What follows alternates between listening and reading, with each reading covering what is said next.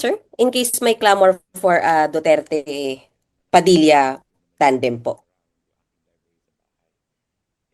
Sino naman ang wala naman sigurong tao na hindi maliligayahan kapag ka tinutulak ka ng iba. Kasi ganyan din naman ang ginawa sa akin ni Digong. Wala, hindi man ako kasi politiko talaga eh. Si Digong lang naman talaga yung nagsabi sa akin na pumasok ka sa politika. Dahil ayoko talaga ng politika. Gusto ko lang sabihin sa mga kaibigan ko kasi si Jimmy. Kaya ganyan yan si Jimmy. Maraming salamat sa mga kaibigan ko na nagtutulak sa akin at sa paniniwala po ninyo. Pero siyempre, ang realidad niyan, meron niya ang sinusunod na, kumbaga, bago mapunta sa akin yan, siyempre uunahin natin yung mga tunay na politiko na talaga. Una dyan ay si Manang Amy Marcos, pangalawa ay si Senator Alan Cayetano, susunod ay si Senator Bongo. Ang susunod dyan ay si Senator Bato. Merong hierarchy yan eh. Hindi po pwede na ako kagad kasi ako'y bago lang dito sa politika. Meron tayong susundan na kapag sinabi mong Duterte supporters at mga loyalist ni Duterte, meron talaga yon na sinusundan. At para sa akin, ang pinaka-senior niyan ay si Manang Aimee. Dahil makikita naman natin nung nanalo si Digong, ang unang-unang sinasabi ni Digong, gusto niyang mag-unite ang mga Pilipino, kaya niya pinalibing si Marcos Sr., 'di ba? Para matapos na ang hidwaan ng mga Ilocano at ng ibang uh, Bisaya, 'di ba? Yung mga ganyan. Yun ang mga ideal ni ano yan eh, mga ano ni Digong. So ako sumusunod lang doon. Ako yung nagpapasalamat sa mga nagtutulak, siyempre. Maraming salamat po sa inyo. So, can we get a categorical answer, sir? Ano? So, if it comes to that point na dumaan sa lahat ng hierarchy at mauwi po at magkaroon ng clamor sa inyo, are you open to it, sir, for a Duterte Padilla tandem for 2028? Pag-utos ni Digong. Pag-utos ni Digong. Walang pwedeng mag-utos sa akin kahit sino, si Digong lang. Kasi ayaw ko talaga ng politika. Alam naman lahat ng mga nanay ko, alam yan, mga kapatid ko, asawa ko. Basta sinabi ni Digong, susunod ako. Talaga, sir. So, ganun kayo ka-obedient, sir. If sinabi po ni Pangulong Duterte, you will accede to it, sir. Yes, ma'am. Kasi yun, kaya naman ako nandito, ma'am, dahil sa kanya. Sir, push it further, sir, ha? In case nga po talagang iutos sa inyo, are you ready for a higher position po? Ay, pinanganak po tayong ready. Lalo na yan, para sa akin, Vice President, hindi naman masyadong, ano yan, puro advocacy lang yan eh. Parang ikaw ang spare tire, di ba? Kayang-kaya yan. At iisa naman ako ang paniwala naman ng Duterte, isa ako doon. Ako ay, kung ano ang, kasi para sa akin, ideology kasi ang Duterte eh. Hindi naman yan personal lang eh. Hindi yan si Digong. Ang Duterte kasi ideology yan eh. Pagbabago, yun talaga. And sir, isa pa, in case lang po maiba kung sakaling iba ang maging katandem ni VP Sara, ano pong nakikita ninyong magiging role nyo sa 2028 elections? Will you be actively campaigning for VP Sara? Kayo po ba yung magiging campaign manager? Do you see yourself that active, sir, for campaigning po? Oo. Buong pamilya ko naman, nag-umpisa naman yan. Duterte talaga. Sabi nga nangampanya talaga kay Digong nang wala kaming hiningin kahit ano. Katunayan, kami pa gumastos. At ako'y naniniwala talaga kay Inday Sara at kung sino man ang pipiliin ni Digong na maging vice president niya. Ako'y talagang ano dyan, 100% na tutulong. Will you go as far as being campaign manager, sir? Yun naman lagi ang papel ko. Talaga sir, opo. Oo, yun naman lagi ang papel. Ito lang medyo huling senatorial election, medyo malungkot lang, siyempre, kasi wala si Digong. Mm, mm. So pag kay VP Sara sir, willing kayo na talagang kayo ang mag-stand as campaign manager po niya. In case hindi kayo yung maging katandem ah.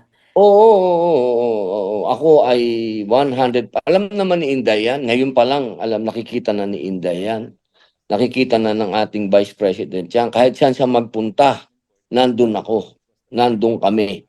Hindi ko siya iniiwan. So ngayon pa, nalalaban siya. Siguro naman 1+1, di ba, inaanak. Ngayon pa, na lahat ng kahilingan namin at dasal ay magiging katotohanan na. Dahil yun naman ang gusto namin, komandidato siya. Mm. Sir, medyo magta-touch ako sa medyo sensitive na matter. Kasi sir, syempre may mga nagsasabi, tapos na tayo sa Duterte ng 6 years, o tas Duterte na naman ba ulit, another 6 years. Sir, will that be good for the country na another Duterte just in case manalo po si VP Sara? Definitely. Definitely. Wag naman tayong maging unfair sa mga Duterte. Pinagbigyan nga natin yung mga Aquino, pinagbigyan natin yung mga Marcos. Di lalo na siguro yung mga Duterte na nagkaroon ng 96% na sa survey, di ba? Na Mm-mm. trust and approval rating. Yan ang siguro naman hindi natin dapat ipagdamot yan sa mga Duterte. At nakita naman natin ng Davao, ang Davao City hanggang ngayon ay namamayagpag. At alam mo, ang Davao City, walang utang yan. Ha? Siguro, lagi nilang tinatanong, ano bang kakayahan ni BP Inday Sara? Nung naging mayor yan, walang iniwan na utang yan sa Davao. At nakita natin hanggang ngayon, progresibo ang Davao. Siguro doon Mm-mm. natin titingnan. Mm-mm. So, sir, walang masama kung umulit tayo ng Duterte for another 6 years, sir? Aba, sa totoo lang, kung hindi naman nagbigay ng daan si Inday sa ating kaibigan na si Pangulong Bongbong Marcos, di dapat si Inday ang Pangulo natin, sa totoo lang. Wala, nagbigay si Inday, sumunod siya kay Amy. Ako, naniniwala talaga ako na kailangan ipagpatuloy ang pagbabagong na umpisahan ni Digong. Mm. Sir, last sa akin sa puntong ito. Sir, yung sa impeachment lang may 4 na naka-file po. 3 or 4 pa na naka-file sa Kamara po ano. At just in case lang naman po sir, umakyat ito sa Senado. Sir, how can the people trust you to be neutral and fair if talagang openly ay kayo po ay sumusuporta kay VP Sara, especially sa candidacy po niya, sir, no? Lagi naman akong neutral. Ako naman ay laging nasa panig ng taong bayan. At alam naman ng taong bayan na yung impeachment ni VP Sara ay politikal. Yan ay politikal. Yan din naman ang argumento ng Supreme Court na wag nating gamitin to. Nakakatawa lang talaga. Pero ako pinagbibintangan ng maraming tao na talagang ako daw mali, tama, talagang Duterte. Hindi po, ako'y may mandato sa Senado. Ako'y ibinoto ninyo. Kung ano yung tama, yun po ang gagawin natin. At nakita naman po natin yung impeachment na una, puro naman po talaga political yon. At nalaman na rin po natin na nagkaroon na ng money pot doon. Di ba? Meron talagang perang pinag-usapan doon. At alam naman din po natin na talagang yung sino naman, ako po ay matagal na nasa intelligence, mga mahal na kaibigan at kapatid at kababayan. Mm-mm. Napaka-imposible po na yung sinasabi nila na yung confidential fund, magkakaroon ka ng mga asset na papangalanan mo. Tinatanong nila bakit may piatos, may ganito. Pambihira naman, 1+1 naman. Kahit naman ako nung araw, kapag meron ako mga asset, lahat ng mga asset ko, hindi naman magbibigay ho ng tunay na pangalan yun. Pambihira, pinahamak mo sila. 1+1 lang po yan. Hindi naman po, confidential nga po, di ba? Pag sinabing confidential, confidential pati pagkatao ng asset mo. Mm-mm. Ako po talaga dyan sa impeachment hindi po talaga ako sang-ayon dyan. Dahil napakadami din po dapat kung iimbestigahan natin ng confidential fund ng pangalawang pangulo, dapat lahat. Dapat ng lahat na may confidential fund imbestigahan. At sinabi din naman po ng COA na wala naman ng problema doon sa kanyang confidential fund. Mm. But we expect you, sir, to still judge depending on the evidence, sir, or ngayon pa lang sinasabi nyo na mapapawalang sala sa punto sa inyo, sir, sa boto ninyo. You will Sa not akin vote for po, kung ang impeachment. argumento nila ay yung dati pa rin, kung ano yung Mm. isinalang nila dati pa rin at yung pa rin ang argumento at walang bago, Opo. ngayon pa lang po sinasabi ko na katulad ng Supreme Court, sinasabi ko na po sa inyo, ito ay la. Opo. So you will not vote for it, sir. Oh, definitely. Definitely. Opo. Okay. Okay. Sir, isa lang ako sa sa ICC, then ipapasa ko na po sa ibang reporters. Sir, kasi 'di ba nag-ano po, humiling po si Pangulong Duterte na siya po ay sana hindi na mag-ano no, mag-appear po doon sa what you call it, sa proclamation po ng kanyang charges because old, tired and frail na po siya. Pero yan po ay kinokontra ng prosecution. Siguro sir, your comment on it lang po. Karapatan ng accused yun. Akala ko ba itong prosecution nag-aaral ba kayo ng batas? Karapatan ng ano yun, ng accused yun. Kung ayaw niyang humarap, lalong-lalo na matanda na siya. Karapatan niya yun, human rights, lahat ng klase ng law pwede niyang gamitin para hindi siya lumabas dyan. Lalo na dito sa atin, sa Pilipinas, o pag nakita niyong meron na namang sasabihin na naman, matanda na, yung itsura ni Digong, gagawing kalokohan, naku, alam na ho natin yan. Karapatan po ng ating dating Pangulo na sabihin yun na ayaw niyang humarap. And he should be allowed, sir? Of course, definitely, right niya yun. Karapatan po niya yun, international law, anumang law, karapatan po niya yun. Total, hinihiring na siya, nandun naman yung abogado niya, abogado niya humarap. Opo. Okay. Sir, that's all from me. I'll give sir yung floor kay RG Cruz po ng ABS-CBN. Salamat po, sir. Salamat po. RG. Hi sir, good afternoon po. I hope you can hear me. Sir, first question po, kayo po ba ay pupunta sa The Hague para magbigay ng suporta kay Pangulong Duterte dun sa kanyang confirmation hearing sa ICC? Alam mo, kung tatanungin mo yung puso ko, oo, gusto kong pumunta.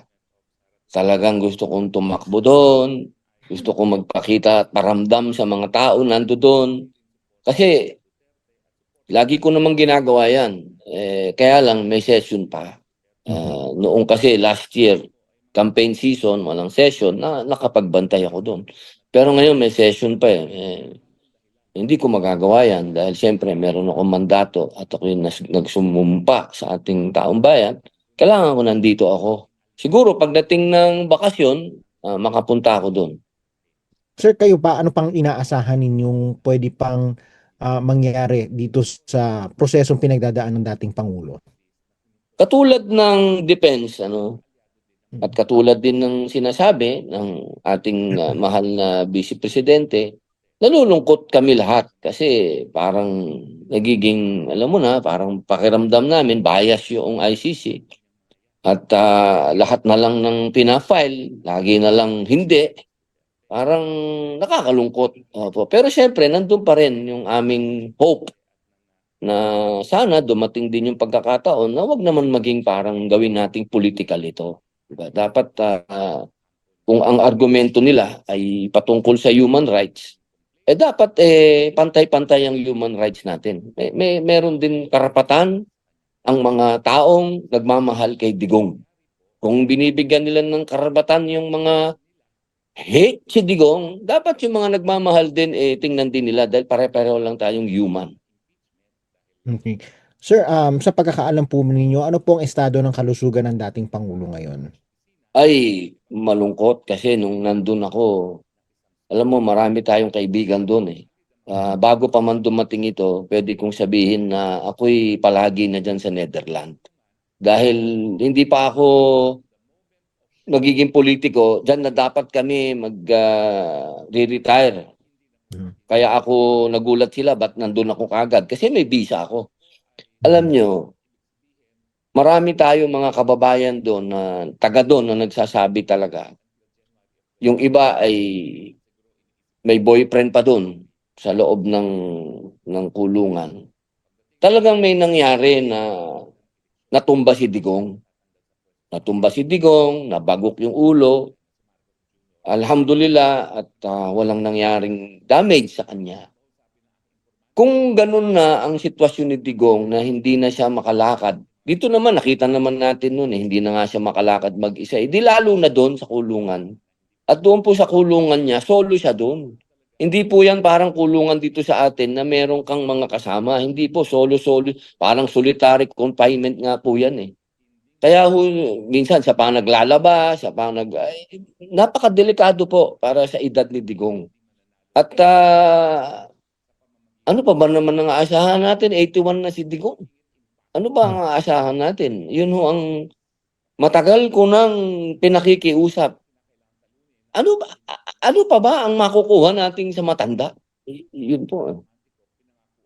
Okay. Yun lang po, sir. Papasa ko na po ang pagtatanong do sa susunod po sa Kay, listahan po kay kay Robert Manyo muna. Kay Robert kay Manyo. Robert Manyo.